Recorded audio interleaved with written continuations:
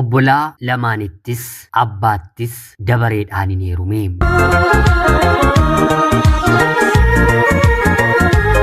Yeroodhaaf maqaa kiyya himachuun barbaadu kanan dhaladheetti guddadhee Jiituu Magariituu Oromiyaa keessatti barnoota kiyya kutaa 1 hanga 10tti seeraan maatii koo biratti ergan baradhee booda sanaan booddee ana biratti barattanaan jettee dorbii kiyya kan taate ofii mana keenyatti kan guddatte gaa'ela godhattee magaalaa Finfinnee kan jiraattu koottu kolleejjiis na biratti barattee asumatti hojii qabattaa jechuun gara magaalaa Finfinneetti na fudhattee kolleejjii baradheen xumureen digirii koollee guuttadheen jireenya miindeeffamullee asuma naannoo magaalaa Finfinneetti eegalee maatii kiyya biratti gaaffiin gaa'elaa naaf yaachuu kan jalqabe seera qabeessaan jechuudha reefuman barnoota koo gara kutaa 7tti yeroon darbudha. Maatiin koo garuu gonkumaa as magaalaa aanaa kana keessatti heerumeen gaa'ela akkan dhaabbadhu gonkumaa hin barbaadanii. Anis barnootatti hagas mara hin turre.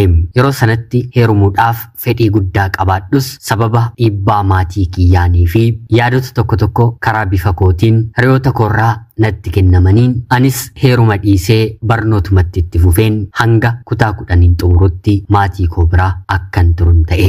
Jalqabuma ijoollummaa kootii amala hin qabdu malee bifa qabdaa anaan dubartiin jedhamuun ture. Kun immoo gaa amala dubartii bareedduudha mitire rabbitu kennee otoo hin taane of tuulummaa hiriyoonni ishee otoo anis ta'ee otuu carraan akkanaa na dhaqqabee kanan godhu natu beeka jedhaniin ulaagaa ilmi dhiiraa natti siqu tabbarra kaawwadheen harka qullaa barnoota illee otoon barachaa jiru dhiiruma gaaffii jaalalaa naaf dhiyeesseefillee akkam na tuffattee hagamitti na ilaalteetii waanuma akkanaa anarratti kan yaadde jechuun gaaffii jaalalaa ilmi dhiiraa kabajaan naaf dhiyeessu tole yookiin immoo lakki jedhanii deebisuurraa dubartoota gidduutti qaanessuu salphisuu maqaa addaa itti kennuun itti kofalchiisuu fi kanneen kana fakkaataniin salphisaa naman turedha. Beektu mitire ijoolleen dhiiraa immoo takkaa dubartii gaafatanii jaalataniiru taanaan al takkaa lamatti biraatiin deebi'anii waggaa 1 waggaa 2 darbee immoo waggaa 5illee addaan otoo hin kutiin ijoolleen dhiiraa kan natti boo'aa turan lakkoofsan qabanii akka isaanii irri na jibbisiisu yookiin immoo na nuffisiisu addunyaa kanarra immoo anaatiif hin jiru. Maal ta'a jedhanii kadhatanii barreeffamaan si'a hedduu yeroo naaf barreessanii qofa tarii immoo namni kuni dhugaasaadha kan inni jedhu kuni tarii daqiiqaa 1-2 waliin haasa'uun koo isaaf faayidaa qaba jedheen murteesseen daqiiqaa 3 qofa daqiiqaa 2 qofa sekendii 30 qofa siif hin eeyyama haasa'iitii bilbila kee cufi daqiiqaa yookiin immoo sekendii sanarra kan dabartu yoo ta'e lamuu lammataa bilbila si jalaan kaasu jechuun isaanitti hin taphadhaam. Kana qofaa miti sagalee kiyya qofa dhaga'uuf jecha lakkoofsa bilbilaa garaagaraatiin anatti bilbilu kanaan lubbuu ijoollee dhiiraatti taphachaan bahe isiniin jechuun danda'am. Kutaa 10 xumureen magaalaa Finfinnee deemeen illee jaalalaaf otoo hin taane kallacha gaa'elaaf takkaa baankiirra kan hojjetu namuma biyya koo kan ta'e takkaa immoo waajjira mootummaa keessa kan hojjetu dargaggeessi tokko mucaama biyya koo kan ta'e sadaffaa irratti immoo maatiinsaa Finfinnee kan galan mucaama naannoo kiyyaa kan ta'e konkolaachisaan na gaafatee maatii kiyyaanis obboleettii kiyyaanis kadhatee karaa kamiyyuu yeroo dhufan namni biyya kiyyaa hiyyeessadha hudduunsaa qullaadha karaa kamiyyuu yoo ta'e ittiin heerumuu ija isaanii arguun barbaadu jedheen ofirraatiin deebisee Finfinnee yeroon dhufu dhugaa dubbachuuf jecha Amaariffaa tokkollee seeraan hin beeku aawoo mindinnoo minaaluu kanaan ala jechuudha. Haa ta'uutii garuu akka nama afaan Amaariffaa beekutti ijoollee dhiiraattis ijoollee durbaattis baay'ee hin haasa'u. Haa ta'uutii garuu mana yeroon galu Amaariffaa dafee baruun qaba jedheen obboleettii kiyyaa fi abbaa manaa ishee biratti Amaariffaa malee gonkumaan haasa'u. Turtii kolleejjii waggaa 3 baradhe keessattis mucaama magaalaa Finfinneetti dhalattee guddattee Amaariffaa beektu malee baadiyyaa yookiin immoo magaalaa aanaatii dubartii dhufte gonkumaan fakkaadhu. Obboleettiin tikoo dursitee magaalaa Finfinnee Finfinnee jiraachuu jalqabde kunillee akka kiyya sirreessitee Amaariffaa hin haasoftu. Kana hundumaa kan na godhummoo ijoollee dhiiraas akkan tuffadhu gaa'ilas yeroo isaan na kadhatanii kanatti akkan hin dhaabbanne kan na godhummoo fedhii kiyya qofaa otoo hin taane obboleettiin kiyya kuni dhiibbaa narratti gootudha. Sooressatti heerumiitii maatii keef dabarsii maallaqni bakki hin jirre jireenyi hin jiru dhibbaaf dhibbatti sitti ni manaan jettee jireenya ishee natti argisiisti. Abbaan manaan ishee mucaama Oromoodha. Al takka takka carraan illee gaa'ela namaaf ta'a mitiire. Riyaa ishee tokkoof miinjee taatee biyya keenyarraa magaalaa Finfinnee dhaquun guyyaa tokkoof miinjee dhaabbatte irratti abbaa manaa ishee kana waliin wal bartee yeroo sana bilbila wal jijjiiraniiti gaa'ela kana keessa seentee. Dubartiin dhiirri harkisaa ho'aa yookiin immoo maallaqa kan qabu yookiin immoo konkolaataa mataa isaatiin marii qabatee kan oofu yoo ta'e yoo gaa'ela keessa seenteetti ta'e malee duubatti jalaan deebtu. Konkolaataa kana waan qabateef bor mana ijaaruun ittiin ulfaatu bor jireenya gaariitiin na qajeelchuun obboloota koo maatii koo jiraachisuun jireenya maallaqni keessatti rakkoo hin taane na jiraachisuuf qophiidha jettee eeyyamamtootaati. Anis mata duree makanaanan jiraachaa ture. Haala ishee ilaaleen an hangan tuffadhurra isheetu ijoollee dheeraan irratti tuffata. Abaluudha kana hojjeta yeroon jedhu dhiisi sin fayyadu hiyyeessadha naan jetti. Isa isheen hiyyeessadha jettu an immoo hiyyeessa gadi badii godheen bilbila isaa lammatayyuu kaasu. Kanaan mana isheetti waggaa 3 dabarseen achuma mana ishee keessa otoo hin jiru abbaa manaa isheetiin naaf kadhattee faabrikaa yookiin immoo warshaa maatii hiriyoota isaa ta'e tokko keessatti na qacarsiisistee hojjechuun jalqabe. Jireenyi kiyya faalamus kan jalqabe warshaa kana keessattidha. Maatiin inni waliin na barsiisee maatii guddaadha. Qabeenyi isaaniillee kana jedheen yoon dubbadhe ni sobdanaan jettu malee namni qabeenya hamma kanaa qabu ni jira jettanii naan hin amantanii. Anumti kan hin hojjedhu keessa waan meeqatu oomishamaa oola. Kana keessatti gaa jalqabarra qacarsiistuu yookiin immoo human resource kutaa jedhamu keessa galeen hojjechuu jalqabe. Hojii kiyya irratti immoo qoosaa waan hin beekneef warshaa sana kan hogganu mucaama abbaa faabrikaa kanaatiitii guddina naaf kennee HR manaajarii yookiin immoo manaajara qacarsiistotaa na godhee hojjechuun jalqabe. Yeroo kanatti ture barnoota digirii kiyyallee barachuu kan eegale. Yeroon HR manaajarii ta'u nama kana waliin illee jechuun mucaa abbaa faabrikaa kana waliin yeroo hedduu carraan nuti itti wal arginu bal'aa ta'aa dhufe. Konkolaataa isaatiin anas ta'e warra kutaa manaajarummaarra jiran laaqana bakka tokko yeroo deemnu nu fuudhee konkolaataa isaatiin naanna'a. Mooraa hojii keessas alas jechuudha. Namoota warshaa kana keessaa hoggananii keessaa dubartiin ana qofaadha. Hoggantoota keessaa jechuu kiyyaa warreen kaan hundinuu dhiirota waggaa 5 waggaa 10 inni guddaan immoo waggaa 12 faabrikaa sana keessa nama hojjetedha. Maarreegaa mucaan kun namuma gita umrii kiyyaan jiru ta'eeti hunda keenya hogganam. Dubartiin ana qofaadha mitiire. Dhiirrii fi dubartiin immoo bakka deemanitti akkuma maagneetii wal harkisu mitiire. Yeroo hedduu qofaatti anaan barbaaduun isa waliin akkan hojjedhu sanarratti immoo yoo wanta inni jedhe waliin galee guddina hojii koo miindaa kiyya akka dabalu namni kun maddiidhaan nattaasa'u eegalee. Ani garuu sarraatii kan hin barbaadu jaalallee isaa ta'een bor immoo haadha manaa isaa ta'uudha. Guddina isaas maallaqa isaas hin barbaadun jedheeni. Jibbeen otoo hin taane kaayyoon karoorri koo kan kanaan oliiti. Barana yoon milkeessuu dadhabe bara dhufu nan milkeessa abdii jedhu guutuu of keessaatiin qaba. Haa ta'uutii garuu yaada kanaan otoo waliin galiin waggaa 2 guutuu kutaa HR manaajarii ta'een hojjedhe. Turtii waggaa 2 booddee bakka isaa obboleessi isaa dhufee akka hojjechuu barbaadu ofii bakka hojjechaa jiru akka jibbee fi abbaan isaaniillee bakka kana kennuufiif akka qophaa'e namni kuni nattaasa'u eegalee.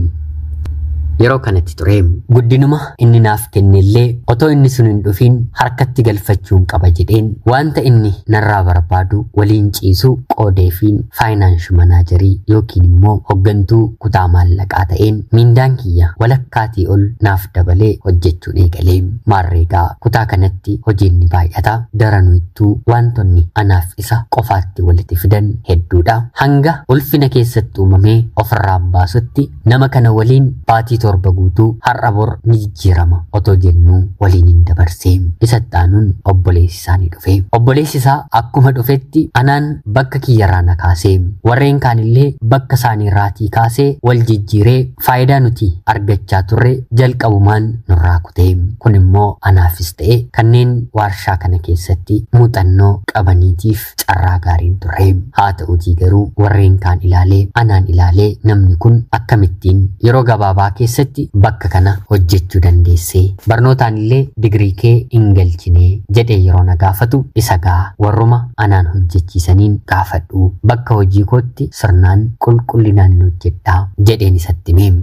Yeroo kana inni obboleessa isaa guddina saffisaa naaf kenne kana gaafateeni. Yeroo kanatti obboleessi isaas mucayyoon baay'ee cimtuudha hojiitti kenname eenyuyyuu caalaa saffisaan hojjetti jedhee deebiseefi baatii muraasa booddee bakka kootti na deebise. Obboleessa isaas ta'e warreen kaan maallaqa argamuu fi ba'u to'achuu irratti sirriitti dandeettii qabu. Inni lammaffaa kuni garuu warshaama keessayyuu daqiiqaa 5 yoo dhaabbate waan akka elektirikiin isa qabee yookiin immoo garaa ciniinnaan isa rakkisaa jiruuti. Baay'isaa ni dhuga ni utaalaa. Maarreegaa yeroo kanatti bakka kana fayyadamuun barbaade. Maallaqa bahuu fi galu meeqayyuu yoon jedhe inuma fudhataa. Yeroo kanatti gaa anis abshaala ta'een maallaqa guddaa galu ba'aa faabrikaa argamu karaarraa maqsuun eegalee. Maqsuu qofa otoo hin taane maallaqa lakkoofsaan guddaa ta'een suuta yeroo garaagaraatti fuudheen lafa maatii kootiif biteen asuma magaalaa Finfinneetti mana ijaariin maatii kiyya baadiyyaa yookiin immoo magaalaa jiran ofitti fudheen jiraachisuun jalqabee. Gurbaan kun yookiin immoo manaajarri koo nama yaaduu hin dandeenyedha. Haa ta'uutii garuu gocha ani karaa duubaa raawwadhuun abbaansaa karaa itti maallaqni kun badaa jiru bitaa itti galee hojjettootas ta'e anaan yeroo hunda qorannoo nurratti gaggeessuu eegala. Haa ta'uutii garuu haalli nan itti hojjedhu mucaa isaanii yoo ta'e malee namni biraan arguu waan hin dandeenyeef qorannoon gaggeeffame hinumaa anatu eenyu kana gochaa jira jedhee hojjettoota kaan gaafata. Hojjettoota kaan bakka tokko bakka biraatti akka jijjiiraman faanan taasisaa. Ijji gamnaa dura boossi jedhamiti Oromoo yeroo mammaaku maarree kanaan otoo jennu guyyaa tokko maallaquma 100 lakkaa'amu guyyaatti haga kanaa kan ga'u fuudheen beeku. Obboleessa kiyyaaf maallaqa inni qabu irratti itti dabalee konkolaataa bituuf jalaan maqsee. Battaluma gurbaan kun anarratti baree. Yeroo kana deebbiin koo maal yoo ta'e gaariidha. Maallaqa obboleessi kiyya tiraanzaakshiniif barbaadeedha. Guyyaa 2 booddee ni deebi'a. Ani wanta akkanaa keessa hin jiru. Guyyaa 2 booddee na eegii nan deebisaa. Duras akkanuma godheen deddeebisaan ture. Elaa kunoo jedheen akkaawuntii kiyya ittiin argisiise. Dhimmoota garaagaraatiif hojii isaan ni hojjenne yeroo naan jedhan nan baasa. Hojiin sun yoo ta'uuf dide dafeen immoo maallaqa sana nan galchaa. Kanaan of biran dabarse. Haa ta'uutii garuu gurbaan kun yeroo kanarraatii kaasee qisaasamuu warshaa kanaatiif na shakkuu eegalee. Dubartii waan nan ta'eef shakkii isaa injifachuuf baay'ee natti hin ulfaanne. Ofii kan dhugu maallaqni harka isaa yoo jiraate mana sirbaa halkan guutuu kan oolu waan na ta'eef guyyaa tokko sanuummoo galgala bakkuma hojiitti waameen hojiin hedduu waan na jiruuf wanta si barbaachisullee fidadhu kottu jedheen biiraa yeroo inni fidatee dhufu anis fakkaachuun waliin qabadheen halkan sana addunyaa lama dabarsinee akka inni lammata wanta ani godhe yookiin immoo gochaan jiru akka hin beeknetti dagachiiseen waliin ciisee bulee. Yeroo sanarraatii kaasee gurbaan kun jaalala kiyyaatiin tuqamee. Tuqamuu qofa otoo hin taane waan hundumaatti dabarsee natti kennuun hanga hojii sanarraatii abbaa isaatiin ari'amutti maallaqa hedduu akkan qisaaseessuuf sababa naaf ta'e. Abbaan isaa akkan ani balleessutti otoo hin taane akka inni qisaaseessaa jirutti qofa beekaa. Booddee irratti gaafa warshaa kanarraatii ari'amuunsaa isa qofa otoo hin taane maatiillee kan walitti buusu gaa'ila haadha manaaf abbaa manaa waggaa 27 olii mana tokko keessa waliin jiraatan akka adda ba'uufillee sababa ta'e. Mucaan isaa akkuma gadhiisetti firasaa biyyaa fidee nama barate muuduuf sochirra otoo jiru haati manaansaa umrii keenya guutuu maatii kee kan nyaachisaa yookiin immoo jiraachisaa baate hanqateeti faabrikaa akka hoogganuuf ijoolleen kootoo jiranii nama biraa asin fidduu wanta hin qabuuniin qooddadha malee jettee funyaan qabdee. Yeroo kanatti abbaan manaan mucaa hattuu kana faabrikaa akka inni hoogganuuf miti lammata balbala faabrikaan ani galuu keessa akka inni dhaabbatuuf iyyuu hin eeyyamu jedhe. Yeroo kana haati ijoollee koo akkanan jettu jettee abbaa manaa ishee himachuun qabeenyi abbaa manaa ishee waliin qabdu lamatti akka qoodamuuf gaafatte. Seerri isa hiyyeessa adda baasuuf malee sooressa adda baasuuf baay'ee ariifataa.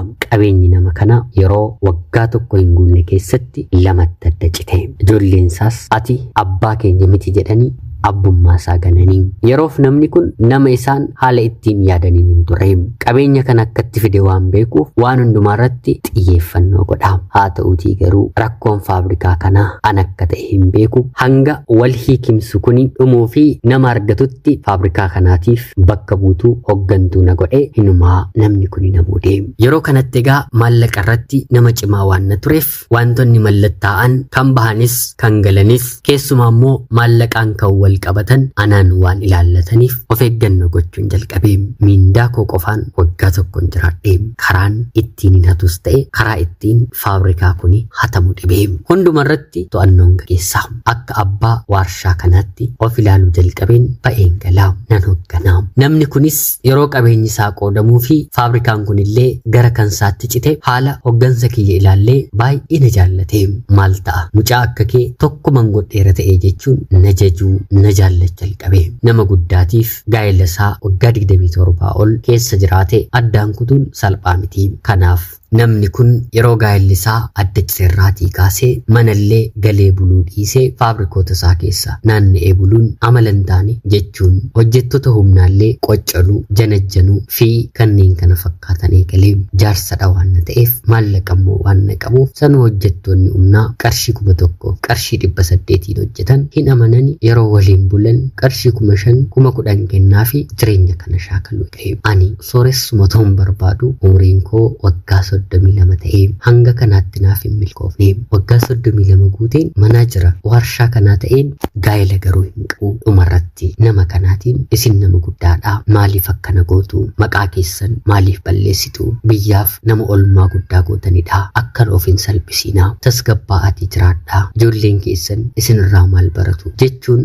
yeroo sanaaf gorsuma sirrii waan tanatti dhagahame qooduuf hin eegalee. Haa ta'uutii garuu jaarsi ammayyuu hin dadhabne jedhee jaalalaaf na barbaade. Eeyyamamtu yoo taate konkolaataa manaa kan dhuunfaa kee siif biteen akka garaa kee jiraattanaan jedhee. Kana qofaati mana jireenyaa tootaani gastaawutii keessa maallaqa guddaadhaan kireesseen kunuunseen si jiraachisanaan jedhee. Dargaggeessarraa ta'us anis jireenyuma akkanaan barbaada mitiiree tolen jedhe. Yeroo sanarraatii kaasee jaarsa kana waliin gaa'ilan dhaabbadhee. Gaa'ila seera qabeessaa otoo hin taane akkanumaan dhiirriif dubartiin eeyyamamaatii malee kan waliin jiraatu. Kaleessa warri koo heeruminaan jedhanii na kadhachaa turanii nama hiriyaa kootiin jiru jibbeen tuffadheen obboleettiin koo Finfinnee jirtullee anarratti tuffattee dhumni koo dullacha baachuu dullacha waliin ciisuu ta'e. Rakkoon maallaqaa na bira hin jiru. Kan jiru rakkoo gammadanii jiraachuu, rakkoo konkolaataan nama gammachiisu, rakkoo manni nama gammachiisutu na bira jira. Nama kana waliin umrii waggaa 4 jechuun waggaa 32 haga 36tti waliin hin jiraadhe. Kan isin ajaa'ibu yeroo nama kana waliin iccisiidhaan jiraachuu jalqabu rifeensi isaa harrii duwwaa ture. Haa ta'uutii garuu waggaa 4 booddee rifeensa kiyyatu harrii duwwaa ta'e. Kansaa akka ijoollee fuuli isaallee hagan ajaa'ibsiifadhutti ijoollee natti ta'aa dhufe. Waggaa 4 booddee garuu gaa'elli keenya sirrii mitiire ijoolleen isaa dulluma keessa abbaa keenyaan jireenya akkanaa argisiisuu hin qabnu jedhanii mari'atanii haadha isaanii waliin walitti araarsanii. Kana qofa miti anaan akka fuudhee na waliin jiraachaa jiru ni beeku. Qabeenya naaf godhe hunda karaa faabrikaa kanaa waan ta'eef malaammaltummaatiin anaan himatanii hojii kiyyarraallee na buusanii maallaqan isaaniif deebisu miileenaan kan lakkaa'amullee idaadhaan odiit godhanii seera qabeessaan na gaafatanii. Maallaqni isaan jedhanii kun ana bira jiru. Jaarsa kanatti deemeen boo'een maal isaa ta'u waggaa 4 na waliin jiraatteetta. Hidhaa fi idaa kana ijoolleen kee akkanarraatii kaasan naaf kadhadhu jedheeni. Innis naaf kadhatee manni murtii na himachaa kan jiru. Maallaqni sunis narraa dhaabbatee namni kun fedhii kiyyaani jedhee narraatii dhaabsise. Kanaan booddee jireenyi koo akka nama doonii yookiin immoo bidiruu otuu deemaa jirtuu galaana qixxalamaan seentee garatti sochootu dhabdee jireenyi hunduu bitaatti galee ta'een taa'ee yoon ilaalamu jaartiin fakkaadhaa dhala hin godhanne. Dhaluma akka tasaa gadameessa koo keessatti uumamellee ilmaaf takka jaarsaaf immoo si'a 2 ofirraatii baaseera. Har'a carraan dhala godhachuu koollee baay'ee xiqqoodha. Carraan heerumuun koo hinjiru jechuun nan danda'a. Sababiinsaa rifeensi kiyya takkaaf malee lammata ilma dhiiraa na biratti akka hin argamne godha. Kunoogaa maallaqa barbaacha, jireenya gaarii barbaacha, maatii koof obbolaa koof jireenya baaseen mataa kiyya immoo jireenya dhabe. Har'a homaa tokko hin qabu yoon jedhe namni na amanu hin jiru. Maallaqa guddaadhaan hojjechuu bareen muuxannoo kiyyaan maallaqa xixiqqoodhaan hojii ba'an galgaliyyuun ilaalu. Waan hundumaan kan cabe, waan hundumaan boodatti kan hafe, waan hundumaan boodatti kan mi'ame ta'een jiraachaan jira. Akka namaan ta'an boquu nama jallisanii jedhan kunoo boquu kiyya jallisee riyaa kiyyaatiin gadi na godhee na jiraachisaa jira. Jaarsa kana waliin kan inni walii kee waggaa 3 dura kan gara maatii isaatti deebi'ee jechuudha. Har'a ofii inni kabaja isaatiin gara fuula waaqaatti illee deebi'ee jireenya gaarii haadha manaasaa jalqabaa waliin jiraachaa jira. Ani garuu kunoo waggaa 39 yookiin abbaa manaa yookiin dhala yookiin immoo qabeenya malee gastaawutii maallaqa guddaa keessa waggaa dheeraaf jiraadheen har'a mana maatii kootti deebi'ee tan harka isaaniirraa nyaachaa harka isaaniirraa dhugaa jiraachaan jira. Yoo narraa barattan yoo dhageessan bifas kan qabdan bifas kan hin qabne obboloonni koo dubartoonni kan jaallattanii yoo ta'e haa qabaatus haa dhabus umrii keessan irra nama jiru waliin gaa'ela keessa dhiira hin seenne waliin mana keessan dhaabbadhaatii waliin jiraadhaa. Maallaqaanis simboodhaanis namni isin yerootti kennitanii eegdan tarii waan tokko isiniif kennee waan biraa immoo isinirraatii fudhachuu danda'a. Obboleettiin koo sooressatti waan heerumteef sooressatti heerumuun qaba jedheen kana ta'e taa'ee hiriyoonni koo umurii kanatti ijoollee 5 ijoollee 6 qabu. Ani garuu quba harkaa kiyyaa 5 kan bitaaf kan mirgaa quba miillaa kiyyaa 5 kan bitaaf kan mirgaan ala waa biraa sa'aatii kanatti hin qabu. Ana obboleettii keessan magaalaa Finfinnee irraatii ulfaadhaa nagayaatti galatoomaa.